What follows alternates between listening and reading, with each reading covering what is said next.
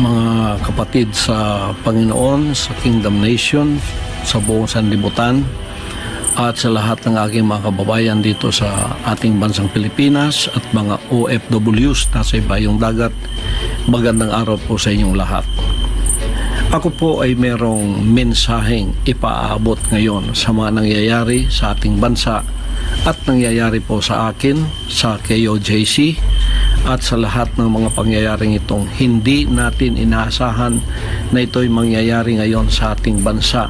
Hindi ko po inaasahan na aabot sa ganito ang mga pangyayaring ito, na aabot ako sa ganitong klaseng panahon na ang mismong umuusig sa akin ay ang aking sariling bansang Pilipinas. Mga kaibigan at mga kababayan, ito pong aking kinakaharap ngayon. Paliwanag ko po sa inyo, ako po ay hindi nagtatago sa kasong ito dahil ako po ay may kasalanan. Hindi po. Ako ay umiiwas dahil pinoprotektahan ko po ang aking sarili. Bakit ko pinoprotektahan ang aking sarili? Sapagkat ang lahat po ng nangyayaring ito sa kasong ito, na napakasimple lamang po ng kasong ito, simple case lang po ito, na 4 taon nang nakabinbin dyan sa DOJ. Pagkatapos ngayon ay binuhay na naman nila. Pagkatapos ito ang ginagawa ngayon na sangkalan upang ako ay kanilang habulin. Mga kaibigan at mga kababayan, umiiwas po ako sa pangyayaring ito dahil hindi po katulad ang kasong ito ng kanila ni Congressman Tebes at ni General Bantag. Hindi po. Si General Bantag at si Tebes ang kumakalaban po sa kanila ngayon na tumahabol ay ang gobyerno lamang ng Pilipinas. Ang sa akin po ay complicated, sapagkat meron po akong ginawang kaso sa Amerika. Ang gumawa ng mga kasong ito ay yung pong mga magnanakaw dito sa bansang kaharian na nung sila'y nahuli, lumayas at nag-iwan ng kaso kasi mga abogado po yung dalawa doon. Pagkatapos iniwan nilang kasong ito na ginamit nila itong alias Amanda para ako po ay magkaroon ng kaso dito, at dinamay pa yung 5 kong kasamahan na puro inosente. Pagkatapos po pumunta sila ng bansang Amerika, ay gumawa na naman po ng kaso doon. Pagkatapos pinaniwalaan naman sila ng bansang puti, sapagkat meron din siguro silang interes sa akin at sa paglago ng bansang kaharian sa Amerika. Kaya nagkasundot, nagkasabwat sila, kaya nagkaroon po kami ng kaso sa Amerika. Hindi po namin gawa yun, gawa po nila yun. Pagkatapos nito, hinarap po namin ang kasong yun sa Amerika. 43 counts, kumuha kami ng 22 abogado doon at tinarap ang kasong yun na meron na pong sagot ang lahat ng kanilang mga inakusa sa amin. Naghihintay na lang kami ng panahon kung kailan yun ang trial mangyayari. At tagtatatlong taon na nilang pinopostpone. At least ngayon po November 5 matutuloy na. Kaya sila po ay wala ng ingay doon sa Amerika, sapagkat ito ay naharap na po ng aking mga abogado. Ngayon, naging complicated po ang aking sitwasyon dito sa bansang Pilipinas mulang nanalo si Bongbong Marcos at naging presidente siya. Nang pumunta siya ng bansang Amerika, nagbago na po ang ihip ng hangin, kasi nung bumalik siya rito, kaibigan na niya ang bansang puting Amerika, kaibigan na po niya ang bansang ito, at inopen na niya ang Pilipinas. Kaya nagkaroon tayo ng mga Amerikanong marami dito. Nandiyan na yung EDCA, at hindi lamang po yun na naging open, pati po ako, ang kaso ko ay naging complicated dahil isinama na po sa sitwasyon na ang mga puting yan ay naririto, at ako po ay hiningi na nila sa kamay ng rehimeng Marcos. Kaya noong December 21 o 22, nagkasundo na po yung dalawang yan, ang rehimeng Marcos, si Marcos mismo, at ang at ang FBI at CIA nagkasundo na po na ako'y ibigay sa kanilang kamay. Ibigay ni Marcos ako sa kamay ng mga puti. At mula noon, under surveillance na po ako dito sa aking sariling bansa. Diyan sa aking mga compound, meron ng mga drones, araw at gabi. Gawa po ng mga puti yun. Pagkatapos po, naghanda kami kasi ayaw po nila ang tinatawag na extradition, kasi may extradition treaty tayo. Yun ang legal na paraan para ako ay humarap sa kaso doon sa Amerika using my constitutional rights. Ayaw nilang dumaan doon sa prosesong yon na legal sapagkat magiging matagal daw.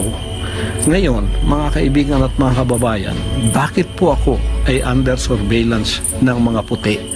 Kasi ang gusto po nila ay rendition, yung extraordinary rendition, maaring kidnapping at maari pong assassination.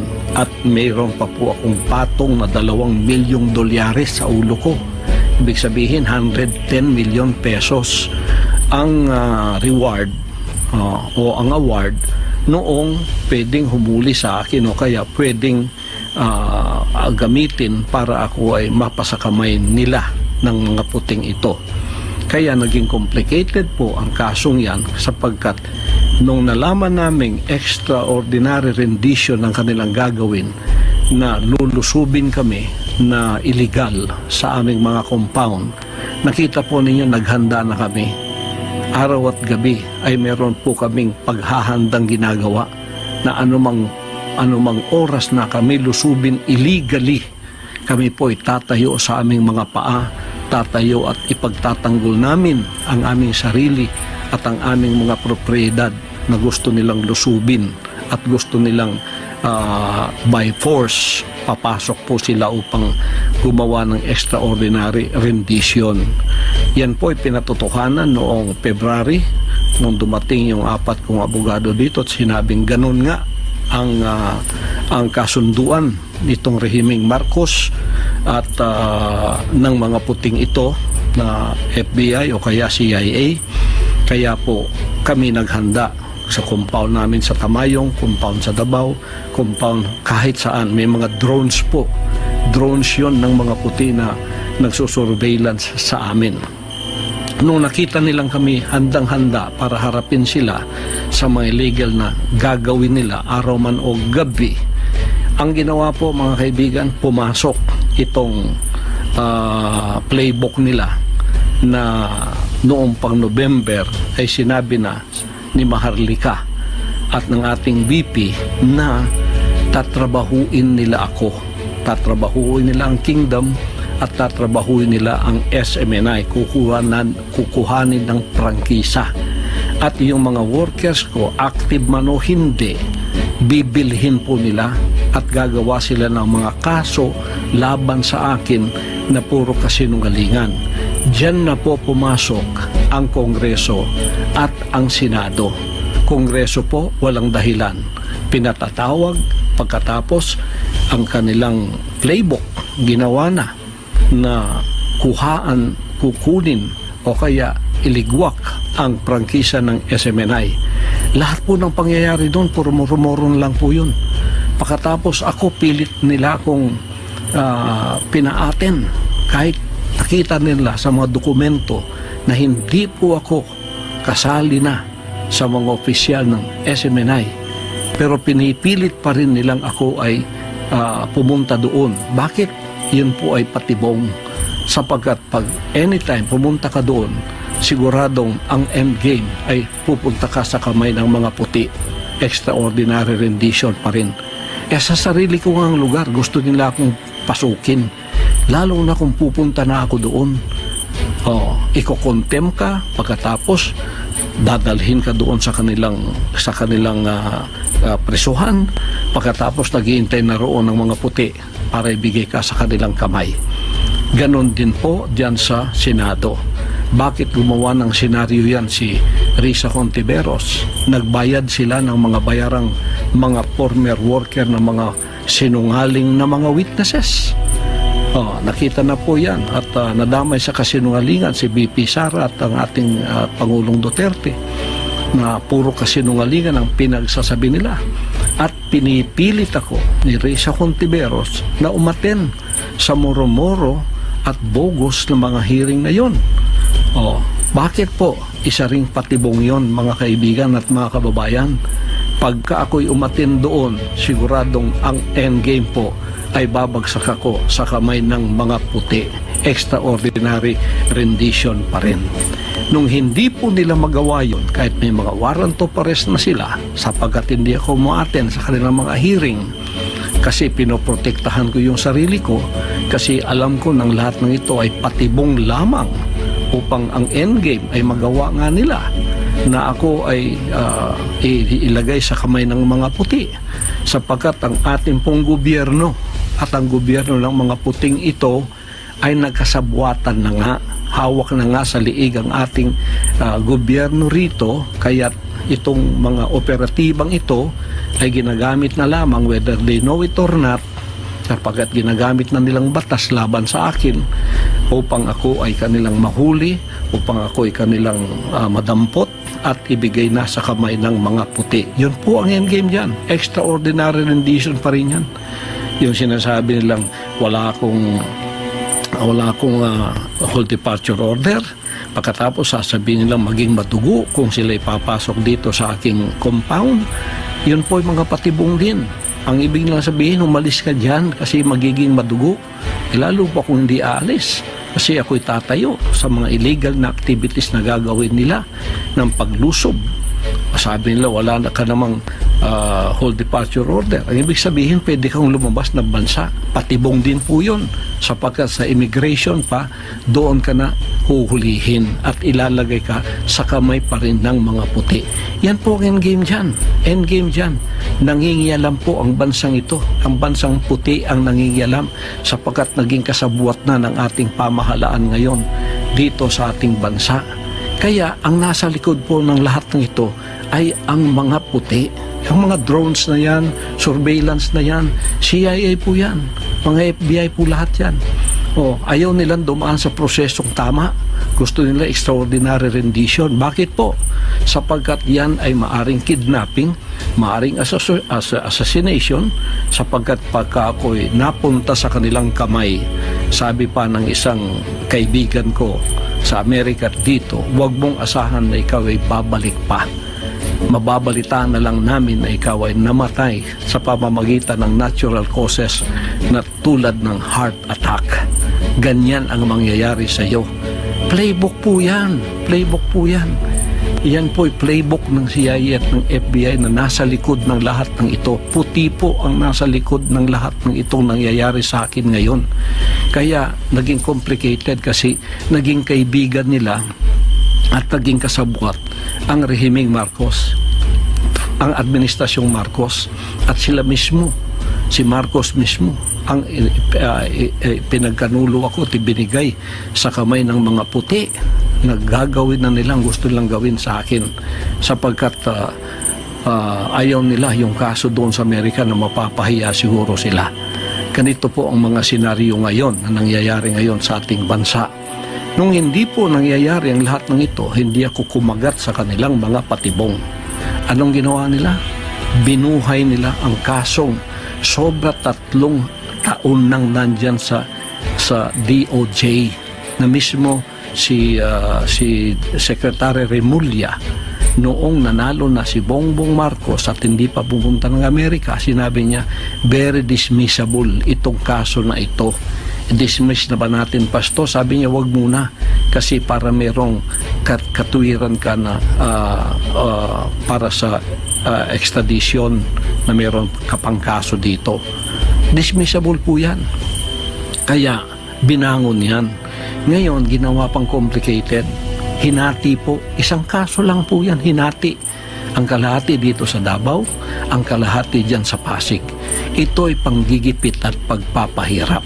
Tingnan po ninyo, noong implement nila yung warrant of arrest, dito po, sa kasong itong pinuhay nila, dismiss na po yan. Mag-4 na taon nang na-dismiss yan. dapat nga wala ng prosecution, wala ng kaso yan eh. Dapat binasura na yan kasi fail to prosecute yan eh. Failure to prosecute. Kailangan ibasura na yan ayon sa batas. Pero binuhay. Pagkatapos nag-announce na si SOJ Remulla na ito ang mangyayari. So ito dito sa Davao available, ang dito naman sa Pasig hindi natin alam kung ano, pero merong kalahati ng kasong ito nandyan sa Pasig ngayon. Ngayon, because we are law-abiding, nung lumawas ang warrant of arrest na ito pong 5 kong kasamahan na puro mga inosente, dinamay noong mga dissidents na lumabas dito, yung mga magnanakaw sa kaban ng Bansang Karian, pagkatapos lumayas at pinapaniwala itong mga puting ito na gumawa rin ng kaso sa Amerika, ay ganito po ang nangyari. Kayon, iniwan nila yan dito. Simpleng kaso lang po yan. Napakasimple. Kung wala po nangingialam ang Bansang Puti, harapin ko po lahat yan. Napakasimple po ng mga kasong yan. Napakasimple po niyan. Kaya lahat na ginagawa nila sa Kongreso, sa Senado, puro po yan patibong. O hindi ko alam kung ang $2 million, which is 110 million pesos, nasa kamay na ng mga atat na ito na maging award nila. Kaya atat na atat silang ako ay kanilang madampot, mahuli. Nakikinig kayo ng PNP, NBI, CIDG. Baka hindi niyo alam ang mga bagay na ito, na kayo ay sumusunod lamang at hindi nyo alam ang mga bagay na ito na sinasabi ko. Dapat malaman ninyo na itong kaso kong ito complicated sapagkat 2 bansa ang nagkasabwat. Bansang Puti at Bansang Pilipino ang nagsabuatan para ko'y damputin, at ang endgame ay extraordinary rendition, which may be kidnapping and which may be assassination. At ako ay very inclined ako na assassination talaga ang mangyayari, sapagkat para bang iniisip nilang ako ay mayroong kinalaman sa politika dito at ako'y hadlang sa kanilang mga plano na politikal. Ay hindi ko po kasalanan maging kaibigan ko si Pangulong Duterte. Bata pa po kami, magkaibigan na kami. Prosecutor pa lang siya, magkaibigan na kami. Hanggang ngayon, hindi ko po kasalanan yun, hindi rin niya kasalanan yun. Bakit ninyo ginagawang kasalanan para sa amin yan?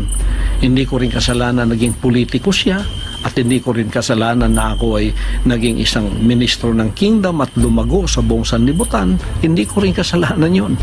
Ngayon, ginagawa ninyong kasalanan sa amin yon, problema po ninyo yon. Ngayon, ako po ay hindi nagtatago sa kasong itong. Napakasimple. Malayo po yun. Kayang-kaya ko pong harapin yan. Kaya ko nga harapin sa Amerika kung dadaan lang sila sa tamang proseso O ito pang sa aking sariling bansa. Naging complicated po ito sapagkat ang lahat ng ginagawa nilang ito, patibong po. Bakit ginawa nilang available dito sa Davao? Para ko'y lumitaw at pumunta doon. Tapos naghihintay yung Sergeant at Arms na may warrant of arrest. Dadalhin din ako sa Maynila.